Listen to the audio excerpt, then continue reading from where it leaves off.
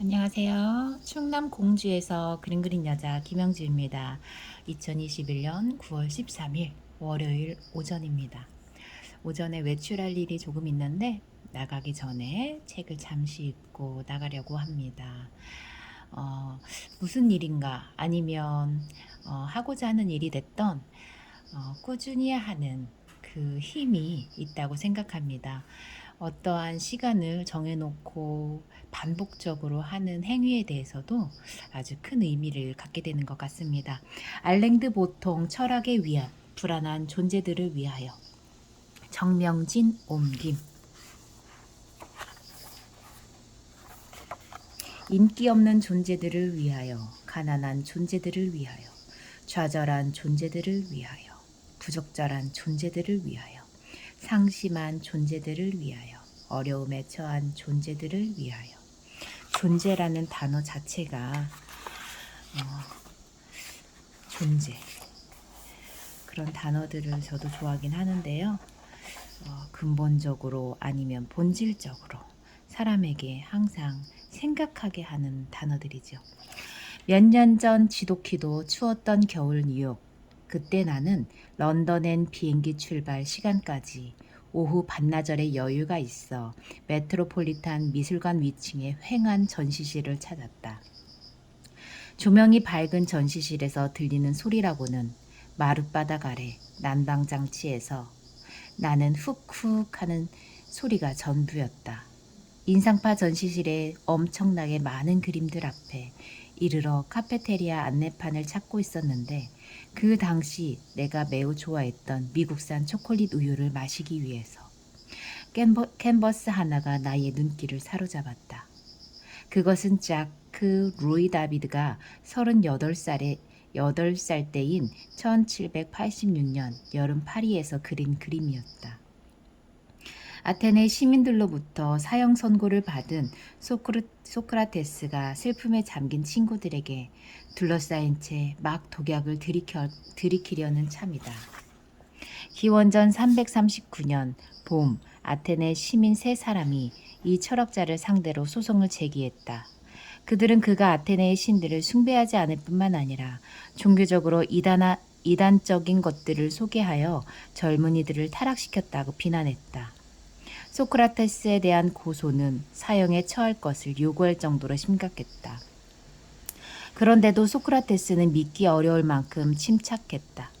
법정에서 자신의 철학을 부인할 기회가 있었음에도 불구하고 그는 대중적인 인기에 영합하지 않고 자신이 진실이라고 믿는 것을 끝까지 고수했다. 플라톤에 따르면 소크라테스는 배심원들 앞에서 당당하게 이렇게 말했다고 한다. 나는 숨을 쉬는 한, 그리고 지적 능력을 잃지 않는 한, 철학을 가르치고 사람들을 훈계하고 만나는 모든 사람들을 위해서 진리를 명료하게 밝히는 일을 결국 멈추지 않을 것이요. 그러나 여러분, 그대들이 나를 무죄로 하든 말든 나는 나 자신의 행동을 바꾸지 않을 것임을 그대들은 알게 될 것이요. 100번을 더 고쳐 죽는다고 해도 말이요. 변명. 그리하여 소크라테스는 아테네의 감옥에서 최후를 맞게 되었고 그의 죽음은 철학사에서 철학의 본질이 무엇인지를 명쾌하게 보여준 한순간으로 기록되었다. 소크라테스의 죽음이 얼마나 중요한 의미를 지니는가는 그의 죽음을 소재로 삼은 작품들의 숫자만으로도 미루어 짐작할 수 있을 것이다. 1650년에 프랑스 화가 샤를 알퐁드 디르페누아는 오늘날의 피렌체의 팔라티나 미술관에 걸려있는 소크라테스의 죽음을 완성했다. 소크라테스의 죽음에 대한 관심은 18세기에 절정을 이루었다. 특히 디드로, 프랑스 철학자, 문학자, 18세기 프랑스의 대표적인 계몽주의 극시론에서 소크라테스의 죽음이 가진 회화적 잠재력에 주목한 뒤로 그 열기가 극에 달했다.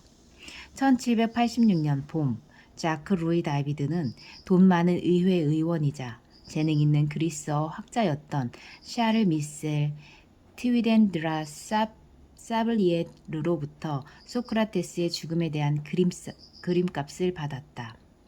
선불로 6,000 리브르를 받고 그림을 건넬 때 3천 리브르를 추가로 받는다는 후한 조건이었다. 루이 16세는 이보다 더 큰 그림인 호라티우스 형제의 맹세에 고작 6천 리브르를 지불했다. 다비드의 그림이 1787년도에 살롱에 전시되자마자 평단은 소크라테스의 최후를 그린 그림들 중에서 가장 탁월한 작품이라며 찬사를 아끼지 않았다. 조슈아 레이널즈 경은 그 그림은 바티칸 궁전의 시스티나 성당과 라파엘로의 방 이후에 나타난 회화 중에서 가장 경탄할 만하고 정교했다. 그 그림은 페리클레스 시대의 아테네 시민들의 영예를 되살려 주었을지도 모른다고 생각했다. 나는 나중에 뉴펀들랜드 빙원 위를 비행하는 동안 조심스레 봉투를 뜯어 메트로폴리탄 미술관의 선물 가게에서 산 5장의 다비드 그림 엽서 중 한 장을 살펴보았다. 내가 잠에 골아떨어진 줄 알고 스튜어디스가 테이블 위에 조용히 놓고 간 희멀건 저녁 식사를 먹으면서 소크라테스의 침대 발치에는 플라톤이 펜과 두루마리를 옆에 놓고 국가가 저지르는 불법 행위를 지켜보는 증인으로 말없이 앉아있다. 소크라테스가 죽음을 맞이할 당시 플라톤의 나이는 겨우 29이었는데도 다비드는 그를 희끗희끗한 머리에 근엄한 표정을 짓고 있는 노인으로 바꿔놓았다. 감방 쪽에서도 소크라테스의 아내 크산티페가 간수들의 부축을 받고 있다. 소크라테스의 친구 7명은 저마다 다양한 모습으로 비탄에 빠져 있다.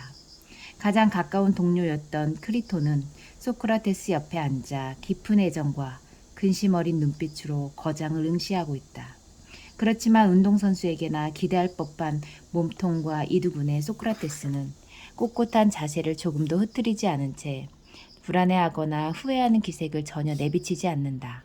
수많은 아테네 시민들이 그를 어리석은 존재로 매도했다는 사실조차 자신의 철학에 대한 믿음을 흔들어 놓지는 못했다.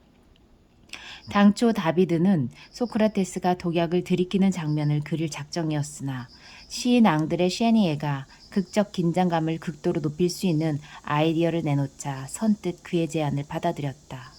소크라테스가 이제 곧 자신의 목숨을 앗아갈 독배를 잡으려고 침착하게 손을 내밀면서 자신의 철학적 논지를 끝내는 모습이라면 아테네 국법에 대한 복종과 자신의 소명에 대한 헌신을 동시에 상징적으로 보여줄 수 있었기 때문에 훨씬 더 극적인 그림이 되리라는 것이 시에니에의 제안이었다.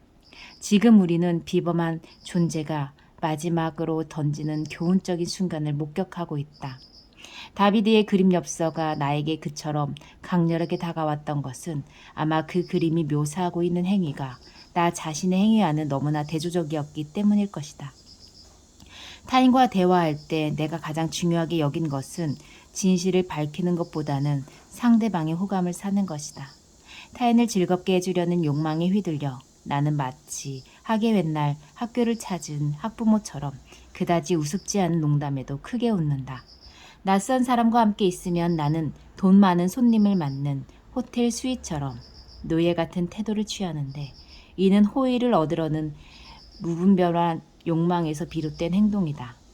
나는 대다수 사람들이 신봉하는 관념에 대해서 공개적으로 의문을 품지 않았다. 나는 권력을 진 인물의 동의를 추구했으며 그들과의 만남이 있은 후에는 그들이 나를 어떤 존재로 받아들일지 노심초사했다. 세관을 통과하거나 경찰, 순찰차와 나란히 차를 달릴 때면 내 마음 밑바닥에는 어느새 제복을 입은 저 공무원이 내게 호감을 가져주었으면 좋으련만 하는 바람이 자리 잡았다. 그러나 소크라테스는 자신이 대중으로부터 인기를 끌지 못하고 있다는 사실은 물론이고 국가의 유죄 판결 앞에서도 조금 더 흐트러짐을 보이지 않았다. 그는 다른 사람들이 자신을 향해서 비난을 퍼붓는다는 이유로 자신의 사상을 포기하지도 않았다. 더구나 그의 확신은 급한 성격이나 황소 같은 우직한 용기에서 나온 것이 아니라 그보다 더 깊은 곳에서 나온 것이다. 그것은 다름 아닌 철학이었다. 소크라테스에게 철학은 끝까지 이성적으로 남을 수 있는 신념을, 즉 비난에 직면할 때면 흔히 보이기 쉬운 병적인 흥분이 아닌 확신을 부여했다. 그날 밤 빙원 위를 비행하며 내가 느꼈던 정신의 자유는 하나의 계시이자 고무였다. 그것은 나에게 사회적으로 널리 인정받는 관행이나 관념을 맹목적으로 따르려는 무기력한 성향에 맞서 균형을 취할 수 있는 힘을 약속했다. 소크라테스의 삶과 죽음에는 지적 회의를 품어보자는 초대장이 있는 것이다. 소크라테스의 상징이 되다시피 한 그 주제는 심오하면서도 재미있는 임무를 수행해보자는 초대장을 내놓는 것과 같았다. 그 임무란 바로 철학을 통해서 현명해지자는 것이다. 시대를 내려오면서 철학자로 불린 수많은 사상가들 사이에는 엄청난 차이가 보인다. 실제로 사상가라는 존재는 너무도 다양함에도 불구하고 초대한다면 서로 할 말이 한마디도 없을 뿐만 아니라 칵테일을 몇 잔 마시고 나면 서로 주먹 다짐을 벌일지도 모른다. 몇 세기를 뛰어넘어서도 필로와 소피아라는 단어의 그리스어 원이 암시하는 철학의 비전에 나름대로 충실하려고 노력했던 작은 무리를 분리해내는 일은 가능할 것 같다. 우리 인간이 경험하는 가장 큰 비탄의 원인에 대해서 위안이 되거나 실질적으로 도움이 될 만한 말은 몇 마디 건네는 일에 공통적으로 관심을 보이는 무리가 바로 그들이다. 내가 의지하려는 이들도 그러한 사람들이다. 어느 사회나 구성원이 타인으로부터 의심을 받지 않고 따돌림을 당하지 않기 위해서는 어떤 것을 믿어야 하고 어떤 식으로 행동해야 한다는 관념들이 있기 마련이다. 이런 사회 관습의 일부는 법전으로 명문화되기도 하고 어떤 것들은 상식이라고 불리는 윤리적 판단과 실용적 판단이라는 거대한 집합제 안에보다 직관적인 것으로 녹아있기도 하다. 이런 상식은 우리가 어떤 옷을 입어야 하고 어떤 금전적 가치관을 택해야 하고 어떤 인물을 존경해야 하고 어떤 예절을 따라야 하며 가정생활은 어떻게 꾸려야 하는지를 규정한다. 이런 관습에 의문을 품는 사람은 다른 사람에 이상하게 보이기도 하고 심지어 공격적으로 비칠지도 모른다. 상식이 의문의 대상에서 배제되는 이유는 상식에 대한 판단 자체가 너무 민감한 것이어서 정밀한 검증의 표적이 될 수가 없다. 예컨대 일상적인 대화를 나누다가 불쑥 우리 사회에서 노동의 목적은 무엇인가라는 질문을 던질 경우 그 질문은 좀처럼 자연스러운 것으로 받아들여지지 않는다. 최근에 결혼한 부부에게 그들이 결혼하기로 결정하게 된 배경을 낱낱이 설명해 보라고 하는 것이나 휴일을 즐기는 사람들에게 그들의 여행 뒤에 숨은 의도를 꼬치꼬치 캐묻는 경우도 그렇다. 고대 그리스인들은 상식적인 관습을 많이 가졌던 것만큼 그런 것들에 대한 집착 또한 꽤 강했을 것이다. 난 어느 주말 블룸 주머니에 있는 헌책방을 뒤지다가 우연히 어린이들을 위해서 만든 사진과 깔끔한 사파가 많이 있는 역사책 시리즈를 발견했다. 그 시리즈 속에는 이집트 도시 들여다보기, 성 들여다보기, 그리고 독초 백과사전과 함께 고대 그리스 도시 들여다보기라는 책이 들어있었다. 이 책에는 기원전 5세기 그리스 도시국가의 일상적인 옷차림에 대한 정보가 있었다. 그리스인들은 수많은 신, 말하자면 사냥과 사랑과 사냥, 전쟁의 신들, 그리고 수학과 불과 바다를 관장하는 신들을 믿었다. 또 어떤 모험이든 그 일에 착수하기 전에 사원이나 자기의 집의 자그마한 사당에서 신들에게 기도를 올리면서 경의의 표시로 동물들을 바쳤다.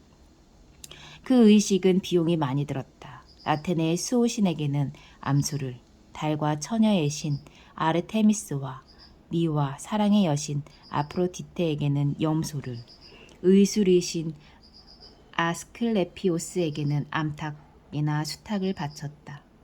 그리스인들은 노예의 소유에 대해서 아무런 꺼리낌이 없었고 자랑스러워하기도 했다.